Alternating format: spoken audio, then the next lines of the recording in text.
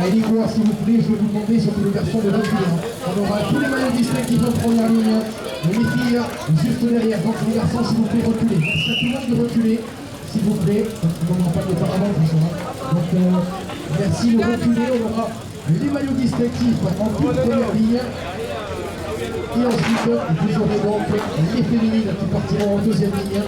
Tous les autres de Pochon de Favalière et Paolo Franzoya, le meilleur secteur pour l'instant de ce Tour du Peuple, version 2026. Voilà les différents maillots représentés. Le maillot rouge c'est le meilleur vainqueur, le maillot blanc du meilleur skipper, le maillot.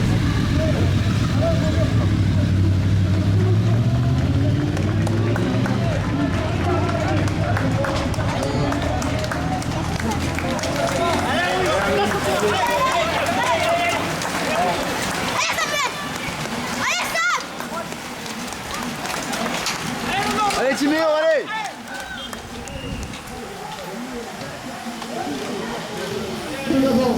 C'est un homme qui tente de signer un parcours d'honneur aux avant-postes en espérant recevoir un petit peu de renfort, parce que tout seul ça va être compliqué. C'est Dossard 155, un coureur du BC La Pointe Marseille, Cyprien Bouche-Philippe, qu'on retrouve avec vos applaudissements s'il vous plaît pour le coup de flèche du coureur Marseille.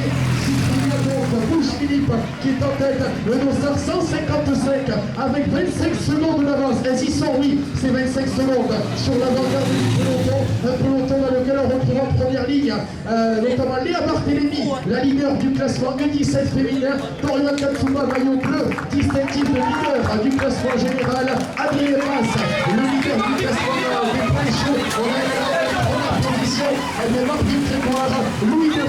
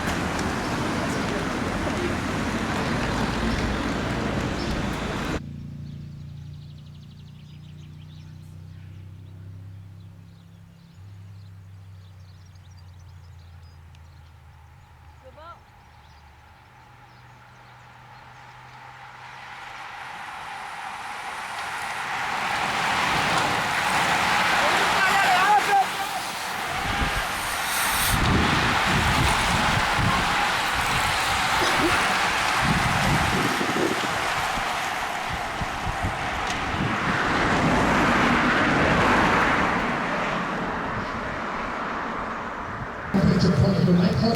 Et donc aujourd'hui, il y a cette fatigue et l'accumulation des kilomètres avec ce circuit très usant, avec notamment cette difficulté à l'arrivée. Et de l'autre côté du parcours, la côte de la Migodier de 700 mètres. Le tour de tête, vous le retrouvez avec Louis Delson, maillot rouge du club de Rebelle, et Béton et Irigoyen qui viennent de doubler de place d'affaires.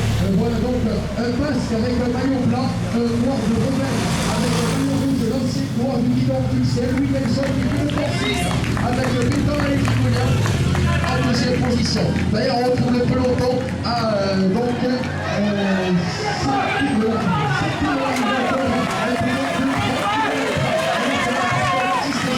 dans les premières positions, et les courses ont réussi à revenir avec Maël Favre.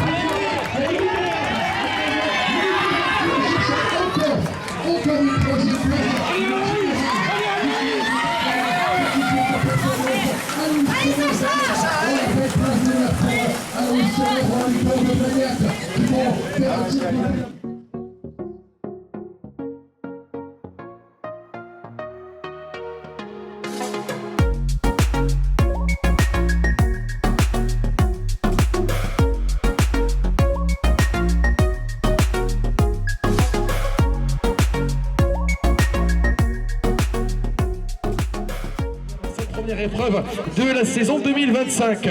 On débute par le classement scratch du jour. À la 3e position du classement scratch, il s'agit de Louis de Rome qui signe encore un podium après sa 3e place hier sur les hauteurs de Mazamet, sur la commune de La Mole. Il a pris la 3e place derrière le duo de tête Nathan Zamparuti et Théo Ladanius. Aujourd'hui, le voilà encore 3e en réglant le sprint du groupe de contre. Lui, le vainqueur de la Mapei classique. À la 2e position, un garçon qui a brillé sur le Tour des Bouches-du-Rhône avec une 4e place sur une étape. C'est le Marseillais Lenny Planu qui prend la 2e position.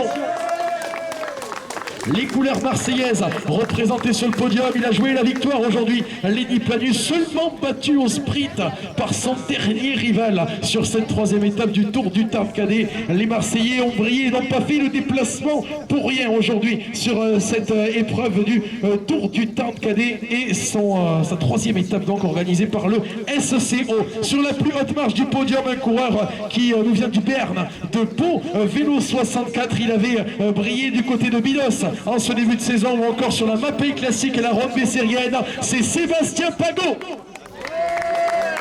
Le voici, Sébastien Pagot, qui représente les couleurs de Pau Vélo 64. Donc, on vous le disait, ça a été le plus rapide au sprint aujourd'hui. Il a couru à merveille tactiquement et puis dans les derniers hectomètres de course, il a tout mis, comme on dit dans le milieu du vélo, pour aller s'imposer et couper la ligne en première position. Succès en l'espace de 2 jours. Léa Barthélémy monte sur le podium. La grimpeuse d'Albi Vélo Sport, originaire de l'Aveyron, Léa Barthélémy, qu'on a vu régulièrement briller sur des manches GSO sur la Coupe de France des départements du Sud-Ouest. Elle va être récompensée par le président du comité départemental du Tarn de la Fédération française de cyclisme, Stéphane Montin, et monsieur Allary, qui récompense Léa Barthélémy d'un bouquet, une photo avec la lauréate du classement U17 féminin, Léa Barthélémy, qui collectionne les bouquets de la victoire cette saison en 2025. Elle qu'on avait vu briller sur le Grand Prix de Sainte-Gabelle en tout début d'exercice.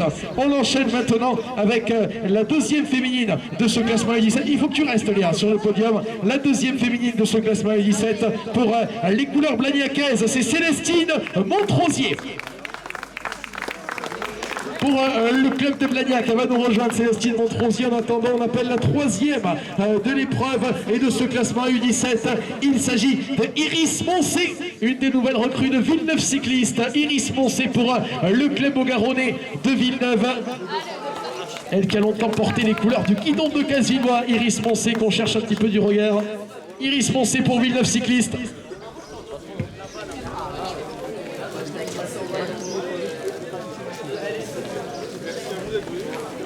On poursuit avec Iris Moncé. Est-ce qu'elle est dans les parages? Sinon, on va faire la photo pour le podium. Peut-être qu'elle n'était pas au courant. Iris, on fait la photo avec Célestine Montrosier, donc à la 2e position. Et sur la flotte marche du podium, Léa Barthélémy, donc une albigeoise et une blagnacaise sur le podium U17 féminin. Merci beaucoup, les cyclistes compétition. Le club de Dorian-Duchesne représenté à la 3e marche du podium à travers la performance de Léonie Maillat.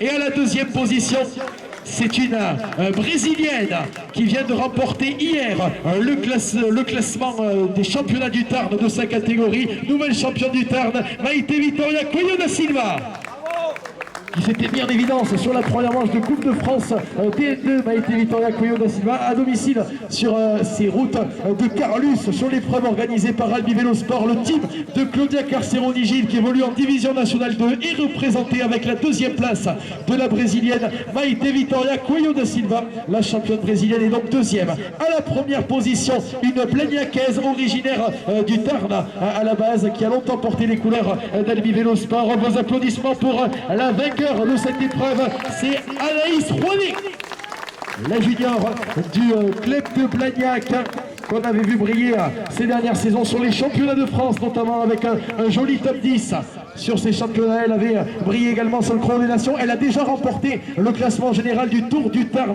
cadette lorsqu'elle évoluait dans les catégories U17. Donc le podium féminin avec vos applaudissements pour Léonie Maïa, Maïté Victoria Coyo da Silva et Anaïs Rouani. Ce classement U17 féminin à Léa Barthélémy, la championne du Tarn de l'Albigeoise.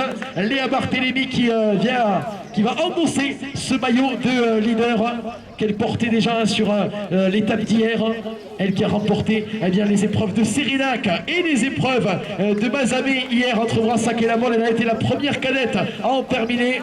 Là voici Léa Barthélémy qui est félicitée par Monsieur Guéry qui représente la mairie de Val-d'Herriès et qui lui remet ce maillot rose de leader qui est solidement accroché sur ses épaules. Elle qui fait une très forte impression cette saison dans ces pelotons des cadettes. Léa Barthélémy avec son maillot rose de leader du Tour du Tarn Calais 2025 provisoirement avec vos applaudissements. Merci pour elle.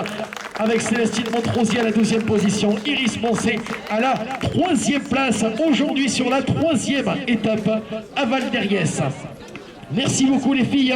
On continue de dérouler nous notre programme, notre protocole de la remise des récompenses qui est plutôt copieux avec cette organisation. Le maillot rose de leader donc pour la nouvelle championne du Tarn, il faut le signifier, qui portait le dossard 81. Tiens, c'est la petite histoire du jour pour Maïté Victoria Coyo da Silva qui s'est vite acclimatée à son nouvel environnement tarnais et qui vient donc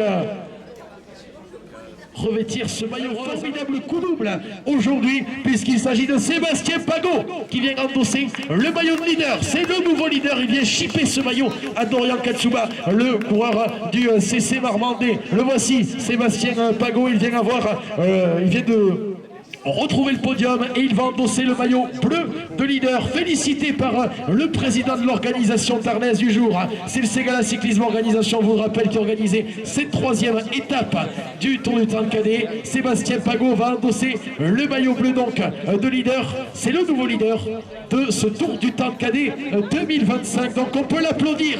Coup double aujourd'hui pour Bernet Sébastien Pagot, pour qui le classement général va devenir un nouvel objectif. Et on va maintenant récompenser le premier cadet au classement général. Encore un coureur de Pont Vélo 64. Vos applaudissements pour Julien Castera. Julien Castera qui continue son excellent début de saison. Il avait pris la 7e place à Sérénac en ce début de saison sur la première étape du Tour du Tarn cadet. Il a brillé également à Bidos sur le challenge Mathieu Ladanius avec une 4e position. Auteur également d'une 5e place sur la course en ligne du Grand Prix de Sainte-Gabelle sur les routes du GSC Blagnac Vélosport 31. Il a fait le déplacement dans le Tarn pour disputer une épreuve tarnaise prestigieuse. Et la belle photo, regardez, les deux coureurs palois récompensés avec des maillots distinctifs. Le maillot bleu de leader pour Sébastien Pagot, le maillot orange de meilleur cadet pour Julien Castera, qui ont fait le déplacement donc sur les routes tarnaises et qui ont bien fait. On vous invite à rester dans le coin, messieurs, parce qu'on va faire une photo de groupe avec tous les maillots distinctifs. On le fait à la fin de chaque étape, en fait. Ça permet d'immortaliser le moment pour le comité départemental du Tarn, qui doit se réjouir de voir que des coureurs des régions limitrophes viennent sur le Tour du Tarn cadet. Ça montre le prestige de cette épreuve tarnaise. On continue avec le nouveau leader des points chauds désormais. C'est un Blagnaquais. Il s'agit de Naël Riquembouche.